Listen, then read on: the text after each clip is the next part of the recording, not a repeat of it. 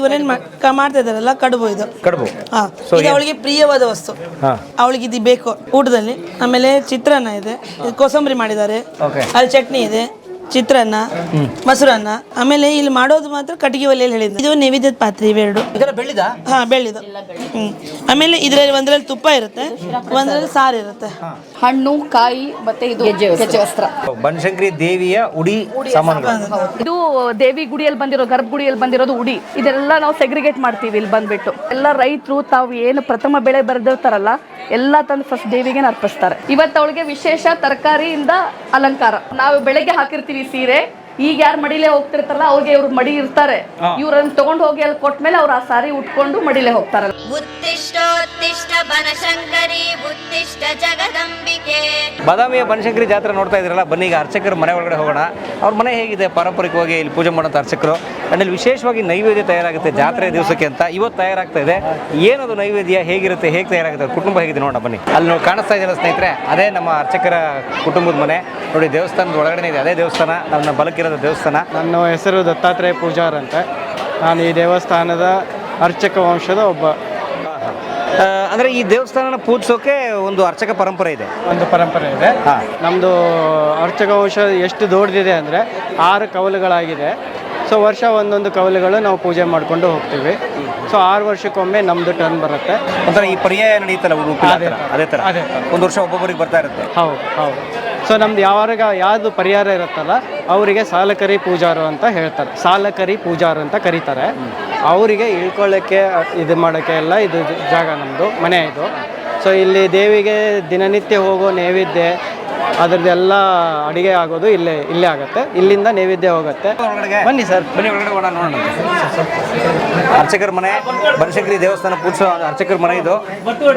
ಇಲ್ಲ ಸರ್, ತುಂಬ ಚೆನ್ನಾಗಿದೆ ಸರ್. ಒಂದು ಓಲ್ಡ್ ಸ್ಟ್ರಕ್ಚರ್. ಹೌದು, ಹಳೆ ಕಟ್ಟಡ. ಹೌದು.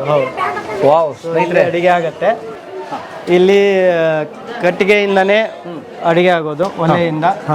ಸೊ ಪ್ರತಿದಿನ ನೈವೇದ್ಯ ಇಲ್ಲಿಂದನೇ ಹೋಗೋದು. ಪ್ರತಿದಿನ ಕಟ್ಟಿಗೆ ಒಲೆಯಲ್ಲಿ ಅಡುಗೆ ಆಗಿ ದೇವಿಗೆ ಬೆಳಗಿನ ಪೂಜೆ ಏನಾಗತ್ತಲ್ಲ, ಪೂಜೆ ಆದಮೇಲೆ ಅವರಿಗೆ ಅಲ್ಲೊಂದು ನೈವೇದ್ಯ ಆಗುತ್ತೆ, ಪ್ರಸಾದ ನೈವೇದ್ಯ ದೇವಿಗೆ. ಎಷ್ಟು ಗಂಟೆಗೆ? ಬೆಳಗ್ಗೆ ಅದು ಯಾವ ದಿನದ, ಈಗ ಇವತ್ತಿನ ದಿನಕ್ಕೆ, ಇವತ್ತು ಪಲ್ಯದ ಹಬ್ಬ, ಇವತ್ತು ಬೆಳಗ್ಗೆ 3:30 ಪೂಜೆ. ಬೆಳಗ್ಗೆ 3:30. ನಾಳೆ ಬೆಳಗ್ಗೆ 1:30 ಇರುತ್ತೆ ಪೂಜೆ. ಸೊ ಬೆಳಗ್ಗೆ 1:30 ಪೂಜೆ ಶುರು ಆದರೆ 2-2.5 ಗಂಟೆ ಪೂಜೆ ಅದು. ಸೊ ದೇವಿಯ ಮೂಲ ಮೂರ್ತಿಗೆ ಅಭಿಷೇಕ ಆಗಿ ಅಲಂಕಾರದ ನಂತರ ಅವ್ರಿಗೆ ನೈವೇದ್ಯ ಮತ್ತು ಆರತಿ ಎಲ್ಲ ಆಗುತ್ತೆ. ಅಮ್ಮ ನಮಸ್ತೆ. ನಮಸ್ತೆ ಸರ್. ತಮ್ಮ ಹೆಸರು ಪರಿಚಯ? ನಾನು ಸ್ಮಿತಾ ಅರವಿಂದ್ ಪೂಜಾರ್ ಅಂತ. ನಾವು ಈ ಪೂಜಾರ್ ಮಂತನ್ ಸೊಸೆಂದ್ರು. 3 ಜನ? ಇಲ್ಲ, ಇವರಿಬ್ರು ಮಕ್ಕಳು, ನಾನು ಸೊಸೆ. ಮನೆ ಹೆಣ್ಮಕ್ಳು ಇವರಿಬ್ರು, ನಾನು ಸೊಸೆ ಇದ್ದೇನೆ. ನಮ್ಮದು ಇಲ್ಲಿ ದೇವಸ್ಥಾನ, ಬನಶಂಕರಿ ದೇವಸ್ಥಾನ ಎಲ್ಲ ಕಡೆ ಫೇಮಸ್ ಅದ. ಬಟ್ ಇಲ್ಲಿ ಡೀಟೇಲ್ಸ್ ಬಗ್ಗೆ ಕೆಲವೊಂದು ನಾನು ನಿಮಗೆ ಹೇಳ್ಕೊಡ್ತೀನಿ ಅಷ್ಟೇ. ಬೆಳಗ್ಗೆ ನಾವೆಲ್ಲ ಏನು ಲೇಡೀಸ್ ಇರ್ತೀವಿ, ಹೆಣ್ಮಕ್ಳು ಮನೆ ಸೊಸೆಂದ್ರು ಏನಿರ್ತೀವಿ, ನಾವು ಬೆಳಗ್ಗೆ ಮಾರ್ನಿಂಗ್ ಅರೌಂಡ್ 4:30-5 ಗಂಟೆಗೆ ಎದ್ಬಿಟ್ಟು ಎಲ್ರಿಗೂ ಟೀ ಮಾಡಿಬಿಟ್ಟು ಮನೆಯೆಲ್ಲ ಸ್ವಚ್ಛ ಮಾಡಿಕೊಂಡು ಒಂದು 32 ಕಡೆ ರಂಗೋಲಿ ಹಾಕ್ತೀವಿ. ದೇವಿ ಗರ್ಭಗುಡಿಯಿಂದ ಹಿಡ್ಕೊಂಡು ಮಹಾದ್ವಾರ ತನಕ ಮುಂಜಾನೆ ಕಾಕಡಾರತಿ ಇರ್ತದೆ. ದೇವಿ ಮೊದಲೊಂದು ಮಂಗಳಾರತಿ ಮಾಡಿದ ಮೇಲೆ ನಾವು ಹೆಣ್ಮಕ್ಳು ಕಾಕಡಾರತಿ ಮಾಡ್ತೀವಿ. ಅದಾದಮೇಲೆ ಪೂಜಾ ಶುರು, ಅಂದರೆ ಪೂಜಾ ತಯಾರಿ ಶುರು ಆಗುತ್ತೆ. ಆಮೇಲೆ ನಾವು ಅದು ಮಾಡಿಕೊಂಡು ನಾವು ಒಂದು 32 ಕಡೆ ರಂಗೋಲಿ ಹಾಕ್ತೀವಿ. ರಂಗೋಲಿ ಮುಗಿದ್ಮೇಲೆ ಬಂದುಬಿಟ್ಟು ಎಲ್ಲ ಹೆಣ್ಮಕ್ಳು ಕೂಡಿ ನಮ್ಗೆ ಅವತ್ತಿಂದ ಏನು ಪದಾರ್ಥ ಮಾಡಿಸೋದಿರ್ತದೆ, ಅದ್ರ ಪಲ್ಯ ಹೆಚ್ಚೋದಾಯಿತು, ಕೋಸಂಬರಿದ ಹೆಚ್ಚೋದಾಯಿತು, ಒಟ್ಟು ತರಕಾರಿದೆಲ್ಲ ಹೆಚ್ಕೊಳ್ಳೋದು ಮಾಡ್ಕೋತೀವಿ. ಮಾಡ್ಕೊಂಡ್ಮೇಲೆ ನಮ್ಮಲ್ಲಿ ಏಕಾದಶಿ ಇರಲಿ ಏನೇ ಇರಲಿ, ನಮ್ಮಲ್ಲಿ 12 ತಿಂಗಳೂ ಅವಳಿ ಕಡುಬು ನೈವೇದ್ಯ ದೇವಿಗೆ 2 ಥರ ನೈವೇದ್ಯ ಬಡಿಸ್ತೀವಿ. 2 ಪ್ಲೇಟಲ್ಲಿ ಅದರಲ್ಲಿ ಚಟ್ನಿ ಇರುತ್ತೆ, ಕೋಸಂಬರಿ ಇರ್ತದೆ, ಪಲ್ಯ ಇರ್ತದೆ, ಕಾಯಿ ರಸ ಇರ್ತದೆ, ಆಮೇಲೆ ಅನ್ನ ಸಾಂಬಾರು, ಕಡುಬು ಇರ್ತದೆ, ಪುರಿ, ಆಮೇಲೆ ಬಜ್ಜಿ, ಆಮೇಲೆ ಚಿತ್ರಾನ್ನ, ಆಮೇಲೆ ಮೊಸರನ್ನ, ಕರ್ಡ್ ರೈಸ್. ಇದೆಲ್ಲ ನಾವು ಬಾಳೆ ಎಲೆಯಲ್ಲಿ ಬಡಿಸ್ತೀವಿ. ಆಮೇಲೆ ಇವೆಲ್ಲ ಪದಾರ್ಥನೂ ನಾವು ಕಟ್ಟಿಗೆ ಒಲೆಯಲ್ಲಿ ಮಾಡ್ತೇವೆ. ಗ್ಯಾಸ್ ಇಲ್ಲ ಇಲ್ಲಿ ಎಲ್ಲ ಕಟ್ಟಿಗೆ ಒಲೆಯಲ್ಲೇ ಆಗಬೇಕು. ಅದು ಮೊದಲಿಂದ ಮುನಾದಿಯಿಂದ ಅದು ನಮ್ಮದು ಪದ್ಧತಿ ಬಂದಿದೆ. ನಾವು ಮಾಡೋದು ಕಟ್ಟಿಗೆ ಒಲೆಯಲ್ಲೇ ಮಾಡಬೇಕು, ಗ್ಯಾಸಲ್ಲಿ ನಡೆಯಲ್ಲ ಅವಳಿಗೆ ನೈವೇದ್ಯ. ಆಮೇಲೆ ನೈವೇದ್ಯದ ಆದಮೇಲೆ ನಮ್ಮದೆಲ್ಲ ಸ್ನಾನ ಮಾಡ್ಕೊಂಡು ಬಂದು ಮಾರ್ನಿಂಗ್ ಶಿರಾ ನೈವೇದ್ಯ ಹೋಗುತ್ತೆ ಅವಳಿಗೆ. ಅರೌಂಡ್ ಸ್ವೀಟ್ ರವೆ ಸಕ್ಕರೆ ಹಾಕ್ಬಿಟ್ಟು ಮಾಡ್ತಾರಲ್ಲ, ದ್ರಾಕ್ಷಿ ಗೋಡಂಬಿ ಏಲಕ್ಕಿ ಪುಡಿ ಎಲ್ಲ ಹಾಕಿ ಶಿರಾ ಮಾಡ್ತಾರೆ. ಆ ಶಿರಾ ನೈವೇದ್ಯ ಅವಳಿಗೆ ಬೆಳಗ್ಗೆ 7ರಿಂದ 7:30 ಒಳಗೆ ಹೋಗುತ್ತೆ. ಅದು ಮೊದಲೇದ್ದು ಅವಳಿಗೆ ಮಾಡೋದು.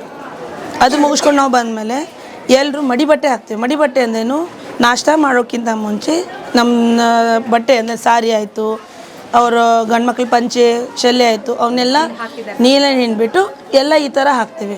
ಅದನ್ನು ಬೆಳಗ್ಗೆ ಮಾರ್ನಿಂಗ್ ತನಕ ಯಾರೂ ಮುಟ್ಟೋ ಆಗಿಲ್ಲ. ಹಿಂದಿದೆ ನೋಡಿ ಸಾರಿ, ಅದೇ ಅದು ಮಡಿ ಸೀರೆ ಅದು. ಮಡಿ ಸೀರೆ ಅಂದರೆ ಅದು ನೀರಲ್ಲಿ ಹಾಕಿ ಹಿಂಡ್ಬಿಟ್ಟು ಒಗೆದಿರುತ್ತೆ, ಬಟ್ ನೀರಲ್ಲಿ ಹಾಕಿ ಹಿಂಡ್ಬಿಟ್ಟು ಈ ಥರ ಹಾಕ್ತೀವಿ. ಅದು ನಾಳೆ ಬೆಳಗ್ಗೆ ತನಕ ಯಾರೂ ಮುಟ್ಟುವಾಗಿಲ್ಲ. ಬೆಳಗ್ಗೆ ಸ್ನಾನ ಮಾಡ್ಕೊಂಡು ಬಂದೆ ಅದನ್ನು ಮುಟ್ಕೊಂಡು ತೊಗೋಬೇಕು. ಅದು ಮಡಿಯಿಂದನೇ ಇವ್ರೇನು ಅಡುಗೆ ಮಾಡ್ತಾರಲ್ಲ, ಅವ್ರು ಬೆಳಗ್ಗೆ ಮಡಿಲೇ ಹೋಗಿನೇ ಮಾಡ್ತಾರೆ. ಅದೇ ಸೀರೆ ಉಟ್ಕೊಂಡು ಮಡಿ ಅಡುಗೆ ಆಗುತ್ತೆ. ಆಮೇಲೆ ಅರೌಂಡ್ 7:30 ಮುಗೀತಂದ್ರೆ ಎಲ್ಲ ನಾಷ್ಟದ್ದು ಎಲ್ಲ ತಯಾರಿ ಸೀದಾ ಬರ್ತದೆ. ಭಕ್ತರು ಬರ್ತಾರೆ, ಅವ್ರದ್ದು ಏನೋ ಕ್ವೈರೀಸ್ ಇರ್ತವೆ, ಅವೆಲ್ಲ ಇಲ್ಲಿ ಕೂತ್ಕೊಂಡು ಇದು ಮಾಡಿಕೊಂಡು ನೆಕ್ಸ್ಟ್ 1:30 ನೈವೇದ್ಯ ಇರ್ತದೆ ನಮ್ಮದು. ಹಾಂ, ಶಿರಾ ನೈವೇದ್ಯ ಆಯಿತು. ಮಧ್ಯಾಹ್ನ ನಾಷ್ಟ ಮಾಡಿದ್ಲು ಅವಳು, ಮಧ್ಯಾಹ್ನ ಊಟ ಬೇಕಲ್ವಾ ದೇವಿಗೆ ಊಟ. ನೀವು ಬಾಳೆಯಲ್ಲಿ ಏನೇನು ಹೇಳಿದೆ ಅದೆಲ್ಲ ದೇವಿಗೆ ಊಟ ತೊಗೊಂಡು ಹೋಗ್ತೇವೆ. ಅದಕ್ಕೆ ಇಬ್ಬರು ಹೋಗ್ತೇವೆ, ಯಾಕಂದ್ರೆ 2 ನೈವೇದ್ಯ ಇರುತ್ತೆ. ಅದು 2 ನೈವೇದ್ಯ ಆನುಮುನಾದಿಂದ ಬಂದಿದೆ ಅದು ನಮಗೆ ಮಾಡಿದ್ದು.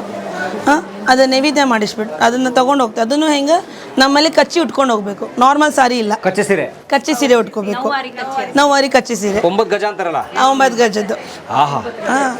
ಅದು ಯಾರು ತೊಗೊಂಡು ಹೋಗ್ತಾರೋ ಅವ್ರು ಕಚ್ಚಿ ಸೀರೆನಲ್ಲೇ ಹೋಗಬೇಕು, ನಾರ್ಮಲ್ ಸೀರೆಯಲ್ಲಿ ಹೋಗೋಗಿಲ್ಲ. ಆಮೇಲೆ 1:30 ಹೋಗ್ಬಿಟ್ಟು ದೇವಿ ನೈವೇದ್ಯ ಆಗುತ್ತೆ.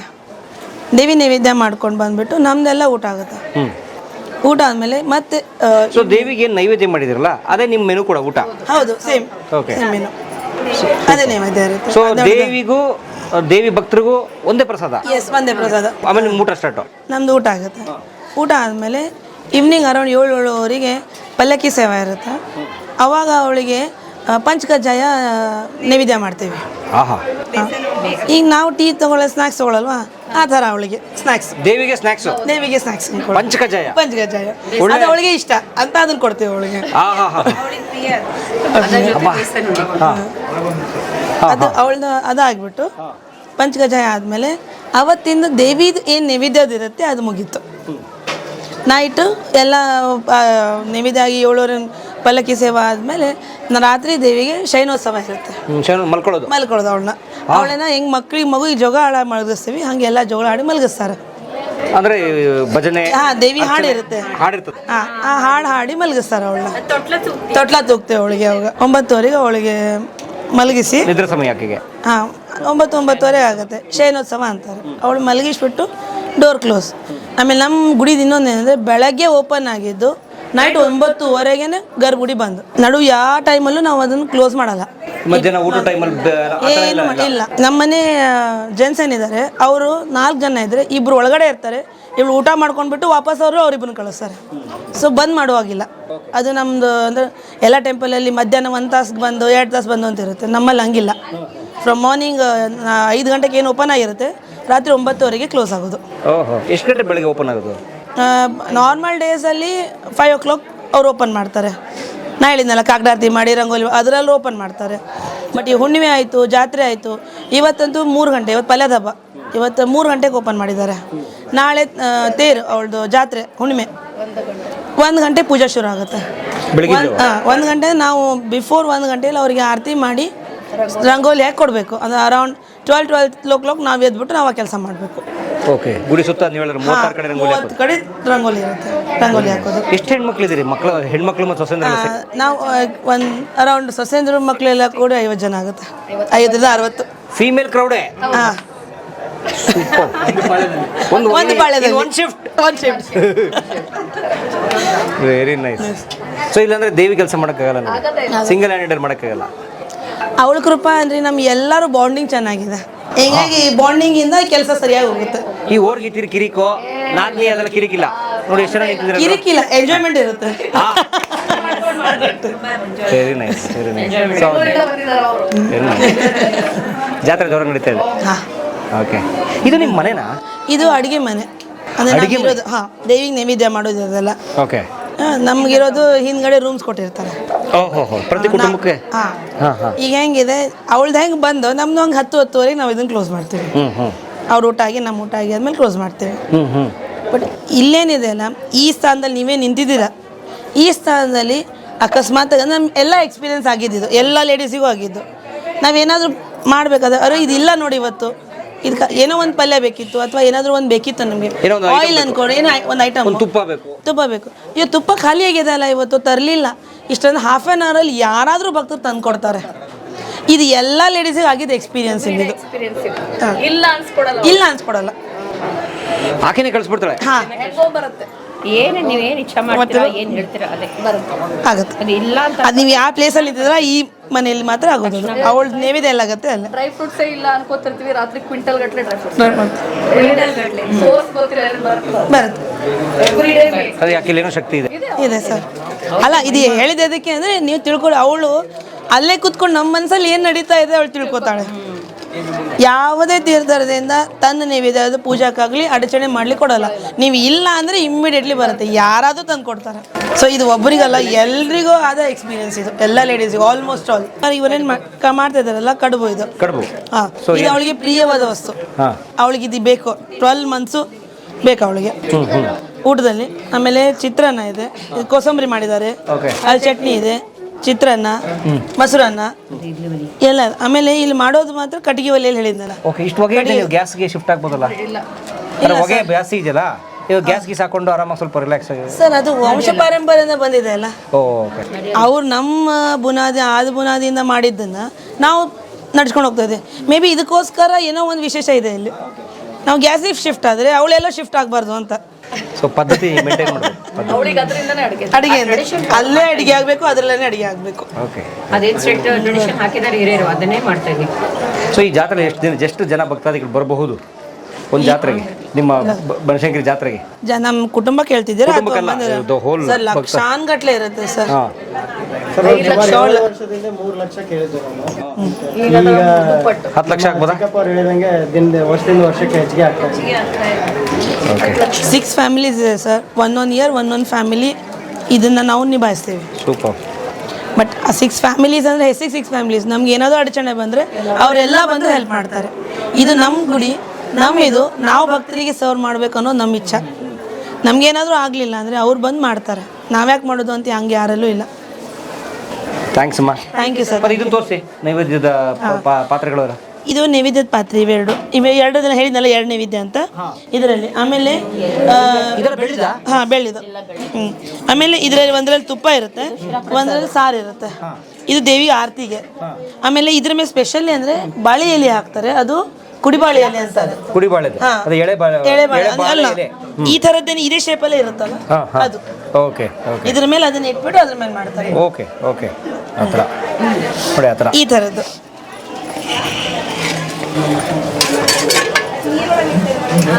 ಸೊ ಇದು ಪ್ಲೇಟು, ಅಕ್ಕಿನ ಪ್ಲೇಟು, ಊಟದ ಪ್ಲೇಟು. ಲಿಂಬೆಹಣ್ಣು ಒಂದಿರುತ್ತೆ, ಅದೊಂದು ಹೇಳೋದು ಮರ್ತಿದ್ದೆ. ಅವಳಿಗೆ ಲಿಂಬೆಹಣ್ಣು ಇಷ್ಟ, ಸೊ ಲಿಂಬೆಹಣ್ಣಿಂದ ಶುರು ಆಗುತ್ತೆ. ಆಮೇಲೆ ಜೊತೆ ಉಡಿ ಹೋಗುತ್ತೆ ಅವಳಿಗೆ ಉಡಿ ಸಾಮಾನು. ಇದರಲ್ಲಿ ಅಕ್ಕಿ, ಉತ್ತತ್ತಿ, ಆಮೇಲೆ ಅಡಿಕೆ, ಹಣ್ಣು, ಕಾಯಿ, ಮತ್ತೆ ಇದು ಗೆಜ್ಜೆ ವಸ್ತ್ರ. ನಾವು ಇದು ತೊಗೊಂಡು ಹೋಗ್ಬೇಕಾದ್ರೆ ಅದ್ರ ಜೊತೆ ಇದನ್ನು ತೊಗೊಂಡು ಹೋಗ್ಬೇಕು. ಓ, ಬನಶಂಕರಿ ದೇವಿಯ ಉಡಿ ಸಾಮಾನುಗಳು. ಅವಳಿಗೆ ಉಡಿ ತುಂಬಿ ಆರತಿ ನೈವೇದ್ಯ ಇದು ಬೇರೆ ತೊಗೊಂಡು ಹೋಗ್ತೀವಿ ನಾವು.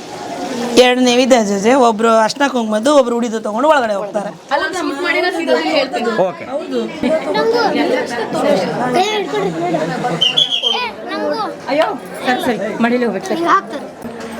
ಅಕ್ಷತಾ ಪೂಜಾರ್, ನಾನು ಇಲ್ಲಿ ಮನೆ ಸೊಸೆ. ನನ್ನ ತವರೂರು ಇಲ್ಕಲ್. ಹೌದು, ಇಲ್ಕಲ್ನವರು. ಸೀರೆ ಫೇಮಸ್ ಇಲ್ಕಲ್ನವರು. ನಮ್ಮ ಮನೆಯವರು ದತ್ತಾತ್ರೇಯ ಪೂಜಾರ್ ಅವರು, ಇಲ್ಲಿ ಅರ್ಚಕರು. ಇಲ್ಲೇ ನಮ್ಮ ಫ್ರೆಂಡ್ ಇವರು ದತ್ತಣ್ಣ. Okay, nice. ಏನು ತೋರಿಸ್ತೀರಿ ಇವತ್ತು ನಮಗೆ? ನಾನು ಇವತ್ತು ಇಲ್ಲಿ ಸೀದಾ ತಗೋತೀವಿ ನಾವು. ಅಕ್ಕಿ, ಬೇಳೆ, ಗೋಧಿ ದೇವಿಗೆ ಏನು ನೈವೇದ್ಯ ಮಾಡ್ತೀವಲ್ಲ ಎವ್ರಿ ದಿನ, ಅದು ಎಲ್ಲ ಊರು ಜನರು, ಎಲ್ಲ ಹಳ್ಳಿ ಜನರು ಬಂದುಬಿಟ್ಟು ಅವ್ರು ಸೀದೆ ಕೊಡ್ತಾರೆ ನಮಗೆ. ಅಂದರೆ ಉಲ್ಪಿ ಅಂತ ಹೇಳ್ತೀವಿ ನಾವು ಕನ್ನಡದಲ್ಲಿ. ಉಲ್ಪಿ ಅಂದರೆ ಅವ್ರು ಬೆಳೆದಂಥ ಅಕ್ಕಿ, ಗೋಧಿ, ಬೇಳೆ, ಬೆಲ್ಲ ಎಲ್ಲ ದೇವಿಗೆ ನೈವೇದ್ಯ ಮಾಡಲಿ ಅಂತ ಹೇಳಿ ತಮ್ಮೆಲ್ಲ ಊರ ಕಡೆನ ತೊಗೊಂಡು ಬಂದು ನಮ್ಗೆ ಇಲ್ಲಿ ಕೊಡ್ತಾರೆ. ಅದನ್ನೇ ನಾವಿಲ್ಲಿ ಪ್ರಸಾದಕ್ಕೆ ಯೂಸ್ ಮಾಡೋದು. ದಾಸೋಹ ಪ್ರಸಾದ. ಬನ್ನಿ.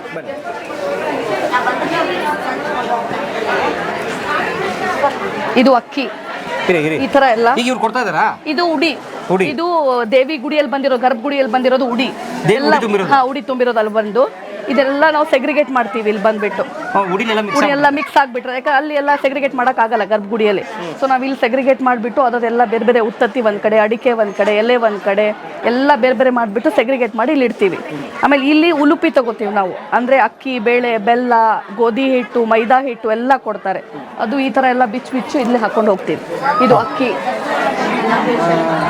ಕಡ್ಲಿಬೇಳೆ, ಈ ತರ ಇದೆಲ್ಲ ಸಕ್ಕರೆ. ಓಕೆ.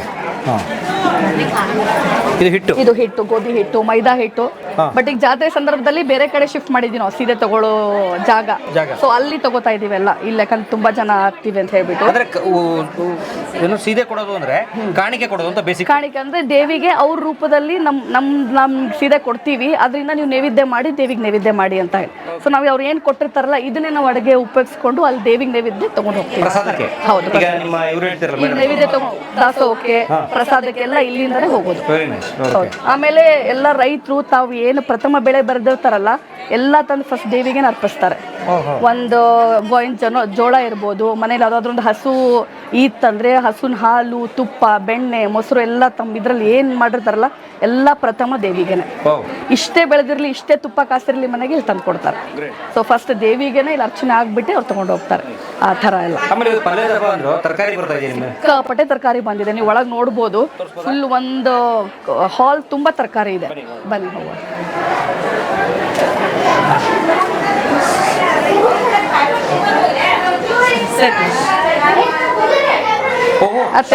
ತರಕಾರಿ ರಾಶಿ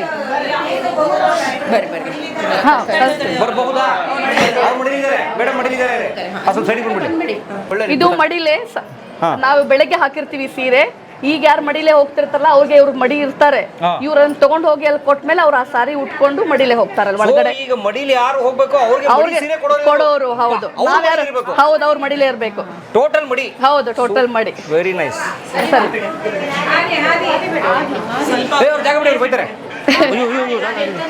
ಇಲ್ಲಿ ನಿಂತ್ಕೊಳ್ಳ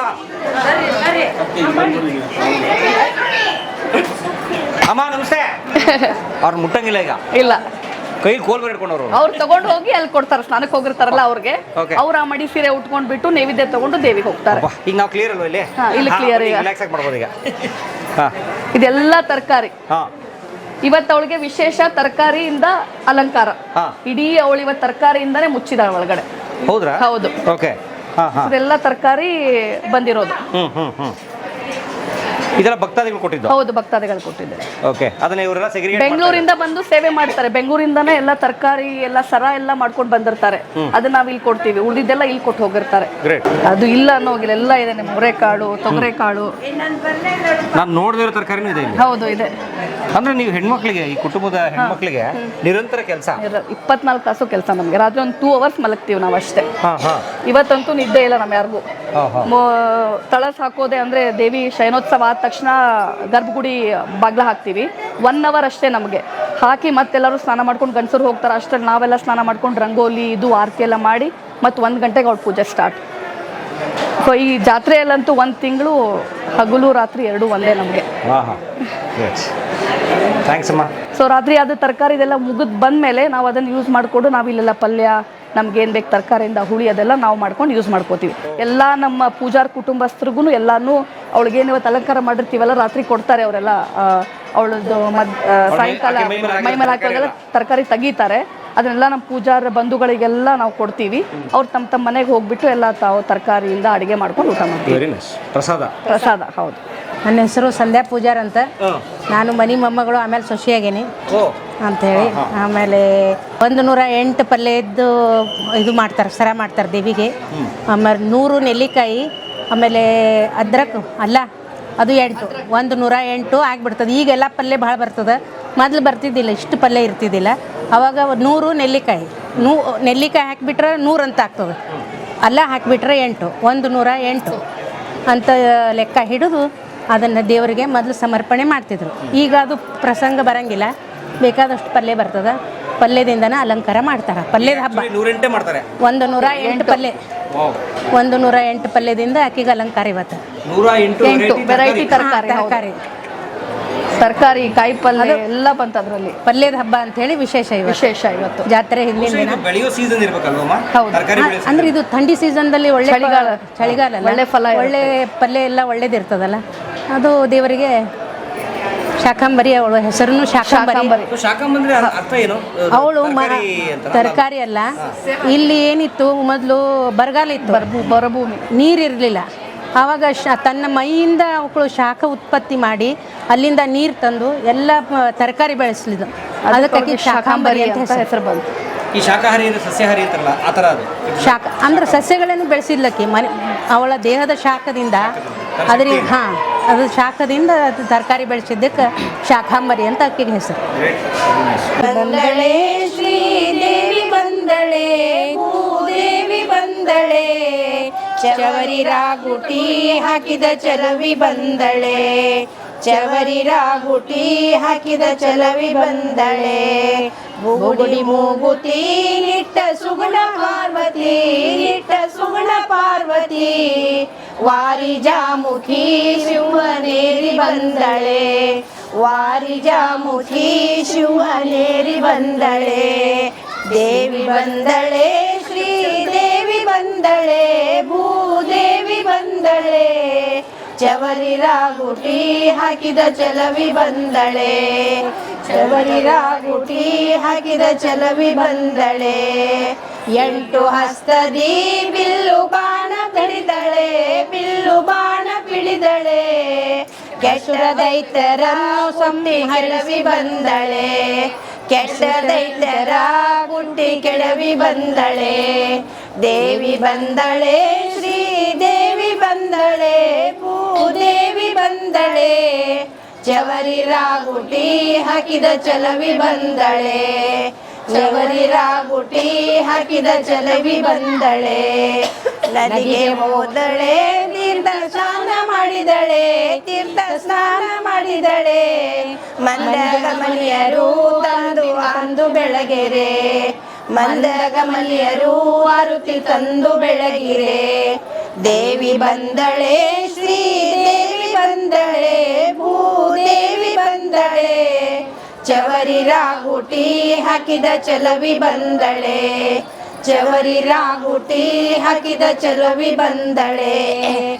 ಕಲಾ ಮಾಧ್ಯಮದ ಎಲ್ಲ ಎಪಿಸೋಡುಗಳು ನಿಮಗೆ ಸಿಗಬೇಕು ಅಂತಂದ್ರೆ ಕಲಾ ಮಾಧ್ಯಮ ಯೂಟ್ಯೂಬ್ ಚಾನೆಲ್ನ ಸಬ್ಸ್ಕ್ರೈಬ್ ಮಾಡಿ, ಬೆಲ್ ಐಕಾನ್ನ ಕ್ಲಿಕ್ ಮಾಡಿ, ತಪ್ಪದೇ ಮಾಡಿ. ವಿಡಿಯೋ ನೋಡಿದ್ದಕ್ಕೆ ನಿಮಗೆ ತುಂಬ ಧನ್ಯವಾದಗಳು. ಪುಸ್ತಕಗಳನ್ನು ಓದು ಮನಸ್ಸನ್ನು ಅರಳಿಸುತ್ತೆ, ಬುದ್ಧಿಯನ್ನು ಚುರುಕು ಮಾಡುತ್ತೆ, ಕಾಣದ ಹೊಸಲೋಕವನ್ನು ಪರಿಚಯಿಸುತ್ತೆ. ಹಾಗಾಗಿ ಓದುವ ಸಂಸ್ಕೃತಿ ಹೆಚ್ಚಾಗ್ಲಿ. ಧನ್ಯವಾದ.